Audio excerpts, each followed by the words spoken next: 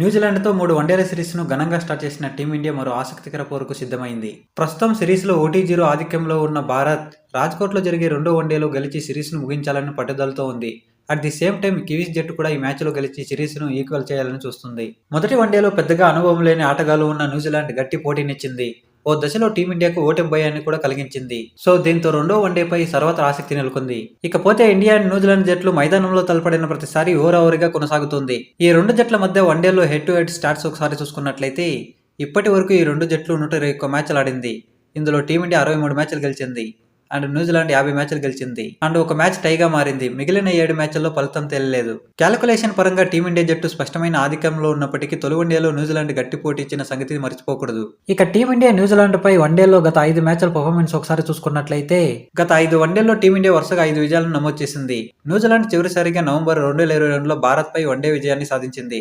ఆ తర్వాత నుంచి ఇప్పటి వరకు కివీస్ జట్టు భారత్ ను ఓడించలేకపోయింది. ఇక రాజ్కోట్ లో టీమిండియా ట్రాక్ రికార్డు ఒకసారి చూసుకున్నట్లయితే ఇక్కడ టీమిండియా ఇప్పటి వరకు 4 వన్డేలు ఆడింది. ఈ 4 వన్డేల్లో కేవలం ఒక్క మ్యాచ్ మాత్రమే టీమిండియా గెలిచింది. మిగిలిన 3 మ్యాచ్ల్లో ఓటమిని చవిచూసింది. ఇది కొంచెం మన టీమిండియాకు ఆందోళన కలిగించే విషయమని చెప్పాలి. ఇక ఇంట్రెస్టింగ్ ఫ్యాక్ట్ ఏమిటంటే న్యూజిలాండ్ జట్టు ఈ మైదానంలో వన్డే ఆడటం ఇదే తొలిసారి. ఇక పిచ్ రిపోర్ట్ ఒకసారి చూసుకున్నట్లయితే రాజ్కోట్లోని Niranjan Shah stadium pitch batting friendly pitch. ఇక్కడ భారీ స్కోర్లు నమోదయ్యే అవకాశం ఉంది. గత రికార్డులను చూస్తే మొదట బ్యాటింగ్ చేసిన జట్లకు ఇక్కడ మంచి సక్సెస్ రేట్ ఉంది. కానీ సాయంత్రం వేళ మంచు కురిసే అవకాశం ఉండటంతో టాస్ గెలిచిన జట్టు మొదట బౌలింగ్ ఎంచుకుని లక్ష్యాన్ని ఛేదించడానికి ఇంట్రెస్ట్ చూపవచ్చు. ఇక తొలి వన్డేలో టీమిండియా బౌలర్లు ఆశించిన రీతిలో రాణించలేకపోయారు.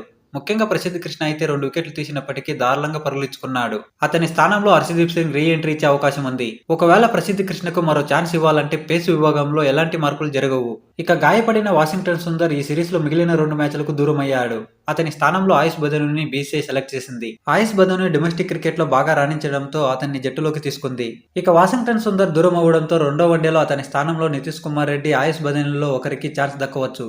ఎక్స్ట్రా స్పిన్ ఆప్షన్ కావాలనుకుంటే బదోని, పేస్ ఆల్రౌండర్ ను ఆడించాలనుకుంటే నితీష్ కుమార్ రెడ్డి బరిలోకి దిగే అవకాశం ఉంది. మిగతా కాంబినేషన్ లో పెద్దగా మార్పులు జరిగే అవకాశం లేదు. ఇక ఓపెనర్లుగా అయితే శుభ్మాన్ గిల్ అండ్ రోహిత్ శర్మ కొనసాగనున్నారు. అయితే శుభ్మాన్ గిల్ హాఫ్ సెంచరీతో రాణించినా అతను ఇంకా నిలకడగా ఆడాల్సి ఉంది. ఇక రోహిత్ శర్మ అయితే భారీ ఇన్నింగ్స్ ఆడాల్సి ఉంది. ఇక విరాట్ కోహ్లీ అయితే అద్భుతంగా రాణిస్తున్నాడు. వరుసగా 5 ఇన్నింగ్స్ లో 50+ స్కోర్లు నమోదు చేశాడు. అతను 2016లో ఆడిన విరాట్ కోహ్లీని గుర్తు చేస్తున్నాడు. ఇక గాయం తర్వాత జట్టులోకి వచ్చిన శ్రేయస్ అయ్యర్ కూడా ఆకట్టుకున్నాడు. ఇక రవీంద్ర జడేజా అయితే బౌలింగ్ అండ్ బ్యాటింగ్ లో తీవ్రంగా నిరాశపరుస్తున్నాడు. అతను రెండో వన్డేలో రాణించాల్సిన అవసరం ఉంది. ఇక సిరాజ్ కూడా పర్వాలేదనిపించాడు. కానీ కొత్త బంతితో అతను మరింత ప్రభావం చూపాల్సిన అవసరం ఉంది. ఇక స్పెషలిస్ట్ స్పిన్నర్ కుల్దీప్ యాదవ్ తన మార్క్ పర్ఫార్మెన్స్ ఇవ్వాల్సి ఉంది. ఇక టీమ్ కాంబినేషన్ లో భాగంగా యశస్వి జైస్వాల్ అండ్ ధ్రువ జురేలకు మరోసారి నిరాశ ఎదురవనుంది. ఇకపోతే న్యూజిలాండ్ తో రెండో వన్డేకు టీమిండియా ప్రాబ్లీ ప్లేయింగ్ 11 ఒకసారి చూసుకున్నట్లయితే ఓపెనర్లుగా శుభ్మాన్ గిల్ అండ్ రోహిత్ శర్మ ఆడతారు.